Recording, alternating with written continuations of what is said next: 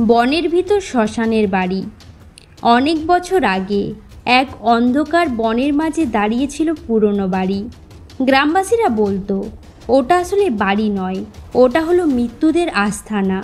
কারণ বহু বছর আগে ওই বাড়ির মালিক আর তার পরিবারকে একসঙ্গে হত্যা করা হয়েছিল। সেই রাত থেকে বাড়িটা হয়ে যায় অভিশপ্ত। কেউ ভিতরে ঢুকলে আর ফিরে আসে না। আজ দুই বন্ধু অমিত আর বিকাশ ঠিক করলো ওই বাড়িতে ঘুরতে যাবে।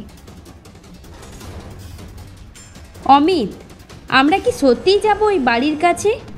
আরে ভয় পাস না, ভূতরুত কিছু নেই, সব গুজব। কিন্তু শুনেছি ওখান থেকে যারা গেছে আর ফিরে আসেনি।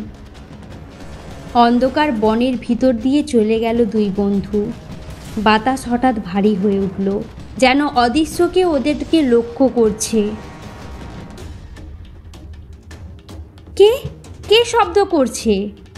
বাতাসে দরজা নড়ছে হয়তো। এত ভয় পাস কেন তুই? অমিত, মনে হচ্ছে ছবিগুলো আমাদের দেখছে। চুপ থাক, চল ভিতরে যাই।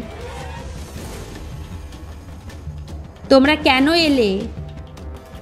ভূত, ভূত, মাগো! কে তুমি? আমাদের থেকে কি চাও? এখানে ঢুকলি কি সাহসে? এখানে যে ঢুকে সে আর ফিরে যায় না। তোমার আত্মা আজ থেকে আমাদের দাস। বাঁচাও, কেউ আমাকে বাঁচাও! চারিদিকে বাতাস জমে গেল। বাড়ির দেয়াল থেকে বেরিয়ে এলো অদ্ভুত ছায়ারা, যেন ঘরটা জীবিত হয়ে উঠল। কেউ এই বাড়ি থেকে জীবিত বের হয় না, তোমরাও ছাড় পাবে না। আমাদের ছেড়ে দাও, আমরা ভুল করে ঢুকেছি। ভুল? ভুল করলেও শাস্তি পেতেই হবে। বাড়ির ছায়া ধীরে ধীরে অমিত আর বিকাশকে ঘিরে ফেলল।